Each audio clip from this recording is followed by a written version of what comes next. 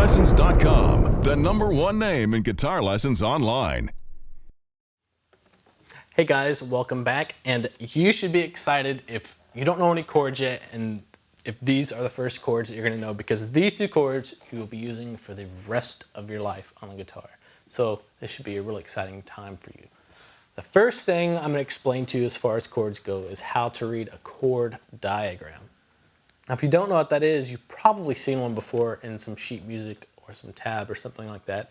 Basically, it's 6 vertical lines that represent the 6 strings on the guitar, and sometimes they'll have, who knows, 3, 4, 5 horizontal lines, and those represent the frets. So with that in mind, strings go this way, frets go this way generally on a chord diagram. With that in mind, let's learn a G chord, a G major chord, and we'll go through a chord diagram and I'll explain how that works to you. And at the same time, we'll be learning a G major chord. So a lot of times when you see a chord diagram, you'll see at the top, there'll be like a block or something that represents the nut of your guitar down here.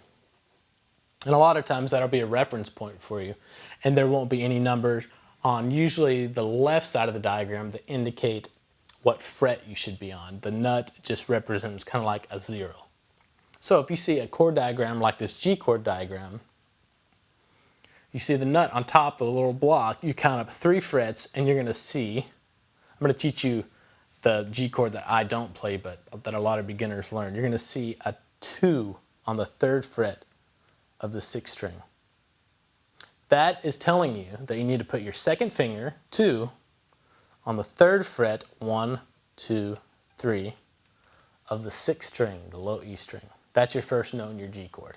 Usually I get this one with my 3rd finger, but a lot of players get it with their 2nd finger. So I'm going to teach you that way because it's a little bit easier. You don't have to use your pinky in this one. So on the chord diagram, the next note we're going to worry about, you're going to see a 1 on, if you're looking at your horizontal, your vertical lines, you're going to see a 1 on the 2nd fret of the next string over. It would be your A string. So put your 1st finger on the 2nd fret, 1, 2, of the A string. So those 2 notes are your 2 notes you have in your G major chord so far. The next 3 strings over, you're not going to see any numbers on the actual strings, but you will see 3 O's or zeros at the top of the next 3 strings over, the D, the G, and the B. And when you see a 0 or a circle at the top of the nut, above the nut, that just means that you should play those strings open. And the final note for our G major chord is going to be, you're going to see a 3 on the 3rd fret of the 1st string. So you're going to put your 3rd finger on the 1, 2, 3rd fret of the high E string. And that's going to be every note in your G major chord. So that may take you a while to get those on there, but once you have it on there, strum all 6 strings. Remember the downstrokes we did? Just give all 6 strings a good downstroke strum. Do that a couple times. Now, yours may sound like this, and that's okay. I mean, cut yourself some slack, you're just learning this. So take that off, put it on again, 2nd finger, 3rd fret of the 6th string, 1st finger, 2nd fret of the A string, the D, G, and B strings you're just going to leave open, and then your 3rd finger is going to come grab the 3rd fret of the high E string. Now remember what I told you in the last lesson, how to have good posture, have with your left hand, bring it straight up, relax, not kinked one way or the other, and to come straight down on your fingertips and curve your fingers over. That's why I told you this, because if you're getting this kind of a noise, that's because your fingers aren't curved over enough.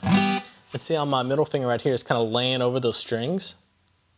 That finger is just muting all these strings in between here, and this index finger, if it wasn't curved over enough either, it would be muting the strings below it too.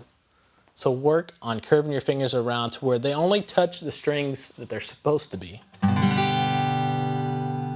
so they don't mute any of the surrounding strings. That's a big deal, and don't kink your wrist over too much that way when you're trying to curve your fingers around.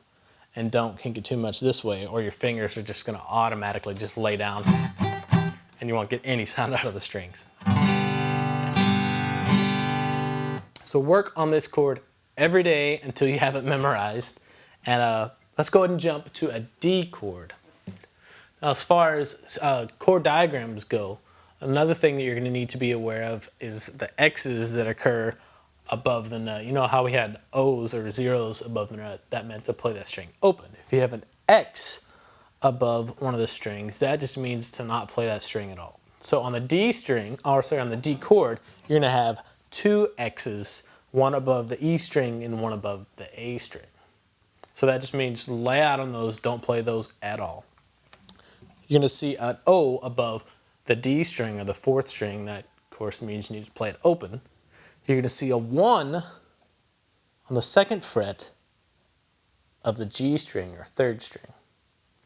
Then you're going to see a 3 on the third fret of the B string. That means you need to put your third finger, third fret, the B string. And the final note in the chord is going to be a 2 on the second fret of the first string. 2 on the second fret of the first string. So that puts your second finger right there, second fret of the first string. And remember, the two X's above the E and the A means don't play those, so you're only going to play the top 4 strings. I know it seems like when I say top 4 strings, top would be this way, but I'm referring to this string, the high E string, as the first string. So the top 4 strings would be the D, the G, the B, and the E. So give those 4 strings a strum with that chord held down. Do that again. Now again, yours may sound like this, kind of jumbly and not quite all as defined as it should. If that's the case, make sure you're coming around on the tips of your fingers and make sure that you're having a good, nice relaxed posture with your left hand, and try again. So those are 2 of the chords that we need in order to play the song that we're going to learn, and you learn how to read some chord diagrams. I'll see you in the next lesson where we're going to learn the 2 remaining chords that we need to know to learn a song.